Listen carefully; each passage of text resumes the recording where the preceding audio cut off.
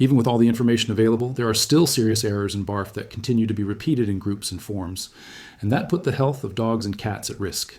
In this video, veterinarians explain what the most common mistakes are and why following internet tips can be more dangerous than it seems.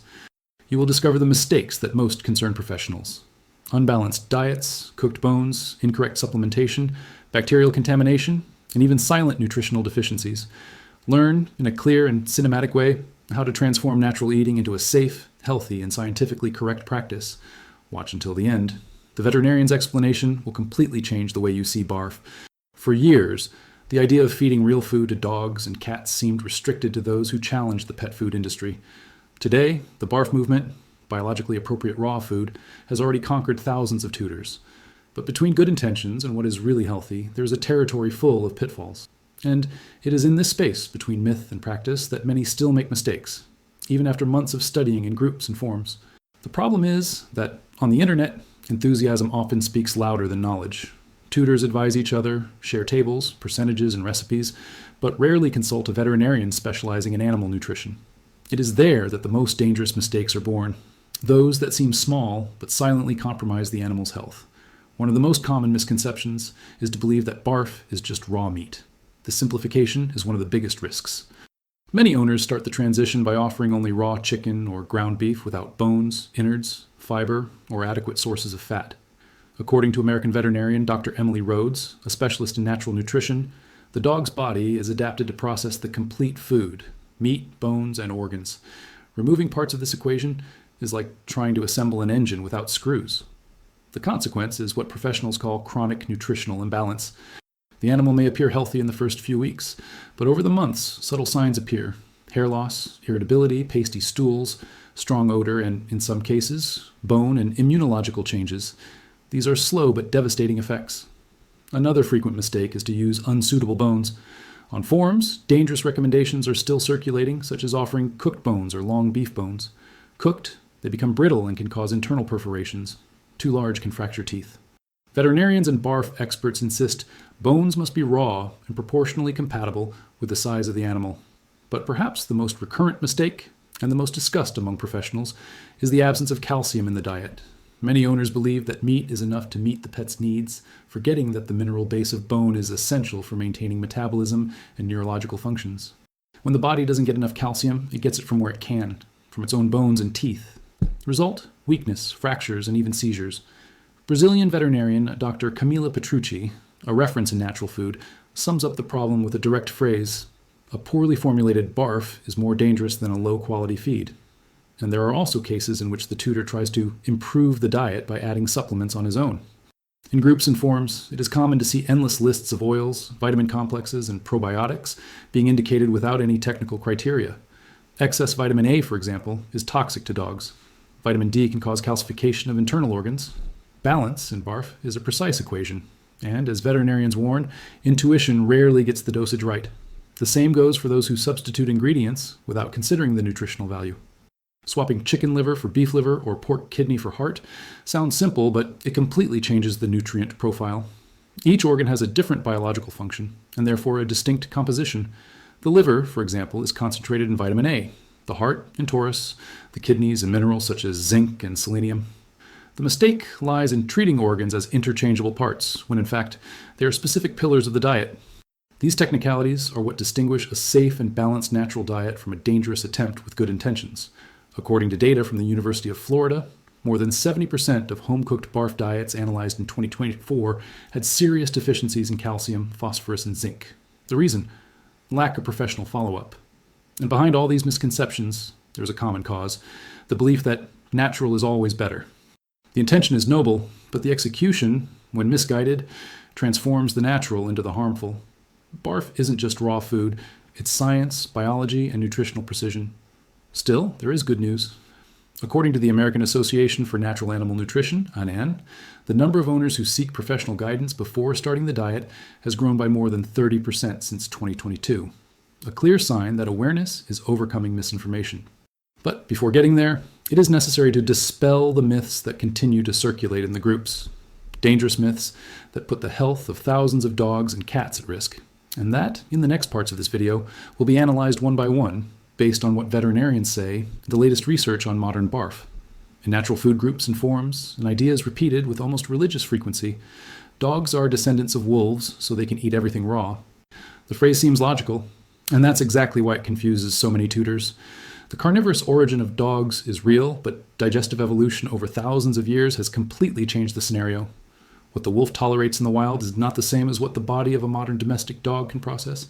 Veterinarians warn that the problem is not in the raw, but in the lack of microbiological control. In many homes, BARF is prepared in the kitchen sink with common utensils, without care for temperature or hygiene. The result? An explosion of bacteria such as Salmonella and E. coli, which not only contaminate the pet, but also the environment and humans in the house. According to a survey by the University of Cambridge, 1 in 3 tutors who handle raw meat for dogs have traces of these bacteria on their hands or kitchen surfaces. Veterinarian Dr. Rachel Green, who coordinates studies on animal food safety, explains that the risk is not in offering raw meat, but in doing so without understanding the concept of safe handling. She states, freezing is an essential step. It reduces the bacterial load and prevents cross-contamination. Preparing BARF is not like preparing an ordinary dinner. It's like working in a small lab at home. But there is an even more subtle error, and just as dangerous. Many owners think that freezing solves everything, ignoring that incorrect thawing can reactivate dormant bacteria. Taking food out of the freezer and leaving it at room temperature for hours is the perfect invitation for chain contamination. The right thing, according to the American Veterinary Association's Manual of Good Practices, is to thaw slowly in the refrigerator, inside closed containers, and away from other human foods. Another myth that persists is that of 100% carnivorous food. Several online groups argue that vegetables are not part of the dog's natural diet, ignoring decades of studies. The modern canine digestive system has adapted to amylase, an enzyme capable of breaking down carbohydrates. This means that small amounts of vegetables and fruits are important. They provide fiber, antioxidants, and vitamins that the animal body does not produce on its own. Without them, the intestine loses rhythm and the immune system weakens. Even among BARF advocates, there are intense debates about the use of bone versus calcium supplements. Professionals warn that no model fits all dogs. The ideal ratio depends on weight, activity level, age, and even genetic conditions. Senior dogs, for example, don't metabolize phosphorus in the same way that puppies do, and too much can cause kidney failure. Even so, many tutors apply standard recipes taken from spreadsheets shared on social networks without realizing that they are altering the animal's metabolism. And when something goes wrong, the signs don't always appear right away. A dog's body tries to balance itself to the limit. It is only when the internal reserves are depleted that visible symptoms appear: pale gums, lethargy, muscle loss, and in extreme cases, seizures. At this point, the veterinarian is no longer correcting a diet. He is treating a disease. Dr. Lucia Ferreira, a specialist in functional animal nutrition, often says that each body speaks, but the tutor needs to know how to listen. She cites the example of a recent clinical case: a golden retriever who had been following a BARF diet for 6 months, supervised only by friends from a forum. The animal appeared to be in perfect health, until a routine examination revealed profound anemia and severe calcium deficiency. The tutor swore that he followed everything as it was on the table.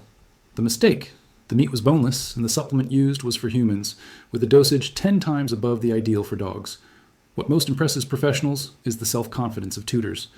The passion for pets makes many believe that love is enough, that if you're strong in playing, you're fine. But love without knowledge can get sick. BARF is more than goodwill. It is a biological system that demands respect for proportions. Another sensitive point is the use of raw eggs. Many tutors offer it daily, believing that it is a natural source of protein and shine for the coat. But too much raw egg white can cause a deficiency of biotin, which is essential for the skin and metabolism. The professional recommendation is clear: maximum of twice a week, and always with correct cleaning of the peel. And then there's the eternal debate about raw fish. Despite being rich in omega-3s, it may contain thiaminase, an enzyme that destroys vitamin B1. Fish, such as carp, herring, and anchovies, should be avoided raw, or replaced with safe sources of purified fish oil. Behind the scenes of the forums, there are those who call these alerts veterinary terrorism. But the data don't lie. In 2024, the U.S. Centers for Zoonosis Control and Prevention recorded an 18% increase in cases of bacterial gastroenteritis in dogs fed raw diets. The main cause? Storage and incorrect handling. However, the problem is not BARF. It is the way it is treated. The mistake is not in philosophy, but in haste. Eating naturally requires time, study, and monitoring. And while many look for shortcuts, veterinarians try to fix the damage. In veterinary nutrition offices, the story repeats itself with almost predictable frequency. A tutor walks in confidently saying that the dog has never been happier since starting BARF. But when opening the results of the exams, the reality is different. The liver was overloaded, the kidneys showing the first signs of wear and tear, and the blood revealed dangerously low levels of some nutrients. It is the portrait of what veterinarian Dr. Hannah Cooper from the University of Michigan calls disabilities masked by healthy appearance. The animal body has an impressive ability to compensate for nutritional deficiencies to a certain extent. Dogs and cats can disguise symptoms for months, sometimes years, before the owner notices. But when the problem appears, it is usually too late. What started as a small disproportion between calcium and phosphorus ends in nutritional osteodystrophy, a painful disease that deforms bones and joints. Another common case is kidney stones, a direct consequence of high-protein diets without sufficient hydration. Many owners forget that BARF is naturally dry. There is no moisture like in wet food or cooked food. And dogs, unlike cats, rarely compensate by drinking more water. Result, the kidney needs to work twice as hard to eliminate excess protein waste. Veterinarian Dr. Marcus Hall from New York explains that a dog can survive months with an overloaded kidney without showing external symptoms. But internally, the destruction has already begun. These problems are not exclusive to those who improvise. Even those who follow spreadsheets and formulas published in online groups end up falling into the traps of the so-called copy BARF. Each animal has a unique metabolism, and what works for your neighbor's dog can be disastrous for yours. This is what a survey by the American Veterinary Association, AVMA, shows, which analyzed more than 300 tutors practicing BARF. The result? 68% admitted to never having done a complete biochemical examination on their pets after starting the diet. But the most dangerous mistake, according to veterinarians, is the use of improvised substitutes. When an ingredient is missing, the tutor searches for equivalents in internet lists. They exchange liver for ground beef, animal fat for vegetable oil, and even gizzard for pieces of muscle. Each change completely changes the nutritional profile, and what seemed like a simple replacement turns into a chronic deficiency. Forms, although useful for exchanging experiences, are a fertile ground for this type of error. In many of them, miracle recipes circulate with wrong proportions of bones, organs, and meat. Some even indicate total exclusion of viscera for fear of contamination, which eliminates precisely the main source of micronutrients from the diet. Others encourage forced fasts or the inclusion of natural seasonings to enhance the flavor, forgetting that garlic and onions are toxic to dogs. In the midst of this information chaos, veterinarians try to correct, educate, and warn, but they are not always heard. There are tutors who see any criticism as an attack on the freedom to feed naturally.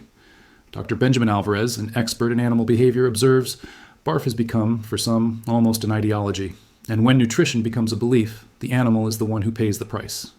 The impact of these mistakes goes beyond the body. It affects behavior.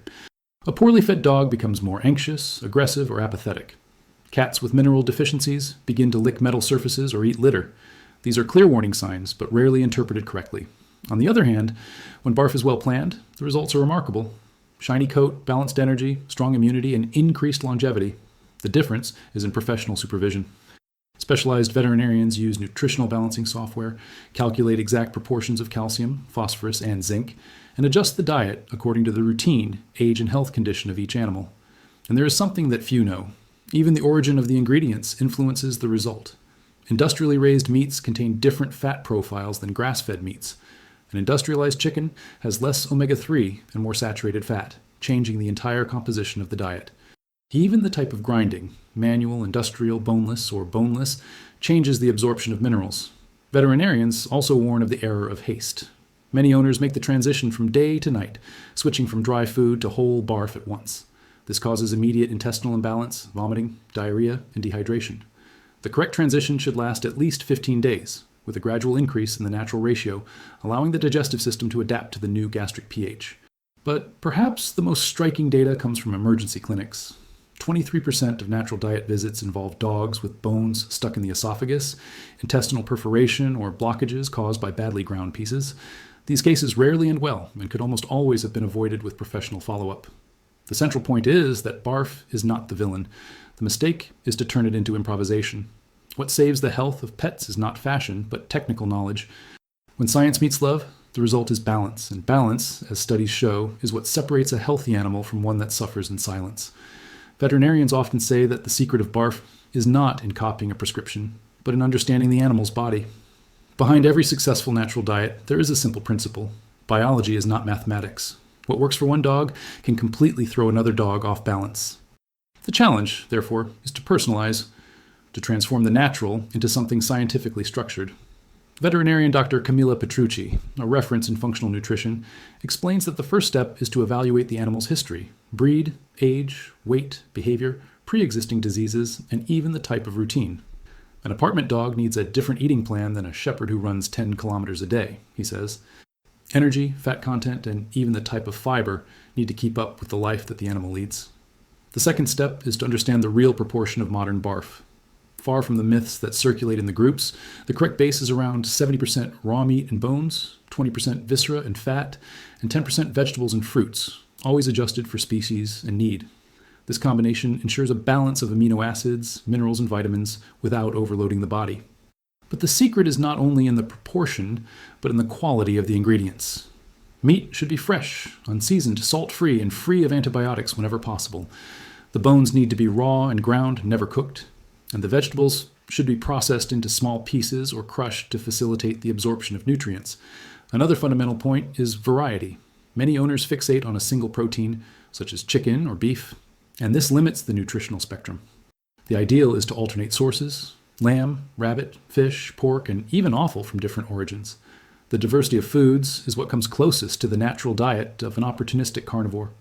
And of course, there is the issue of supplements. BARF is not synonymous with no supplementation. On the contrary, the balance comes precisely from what is added precisely. Vitamins, minerals, and essential fatty acids are calibrated according to exams and professional follow-up.